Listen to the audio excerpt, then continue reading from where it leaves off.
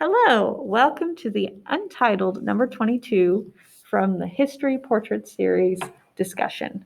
My name is Mrs. Morin, and I'm here with Mrs. Wyatt.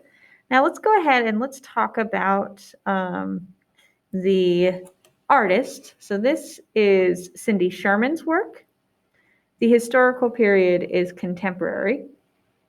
The materials and techniques. So this is actually a color print. It's a photograph that was taken and then printed.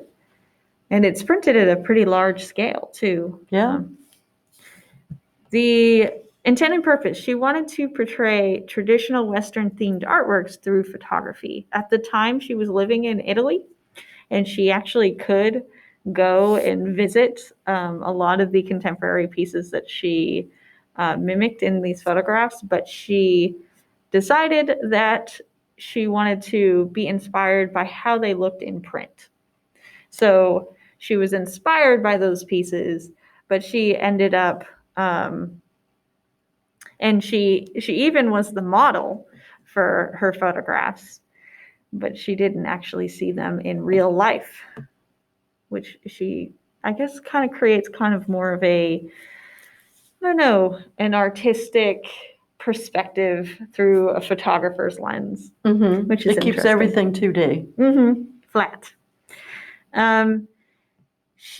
Although she poses for these photographs, they are not meant to represent her or her personality. That's an important thing to establish. And then our patron, there's no patron listed, but the intended audience would have been her Western artistic contemporaries, people who would have recognized the stories and the themes that she was portraying.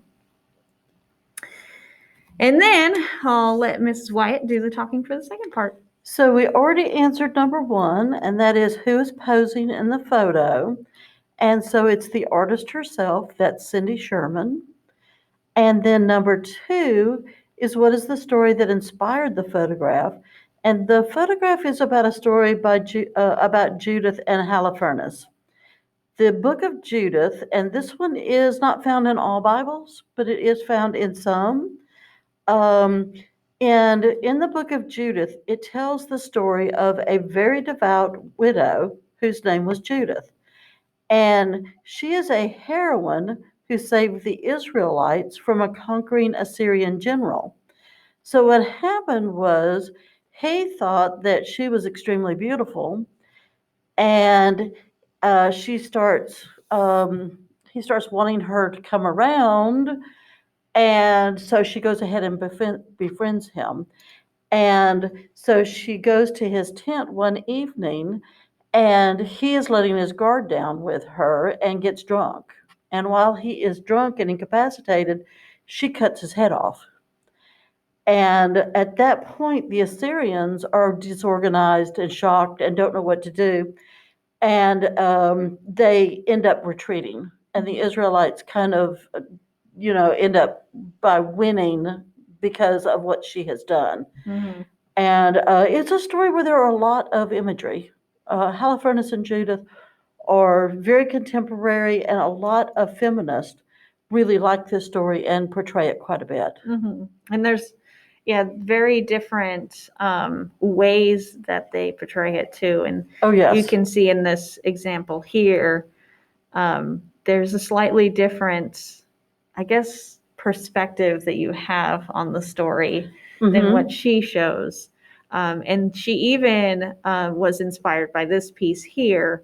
And you can see there's maybe a little more heroicism in the way she does it. And even when you look, feminism has really taken this piece on, and you can compare how women paint this scene, and then you compare it to how men have painted the scene in the past, and it's quite different. Yes. It's quite different. Yes, there's kind of an element of evil in it in some paintings versus other paintings where there's more of an element of heroism. Yes. And it tends to be more heroism in the side of women.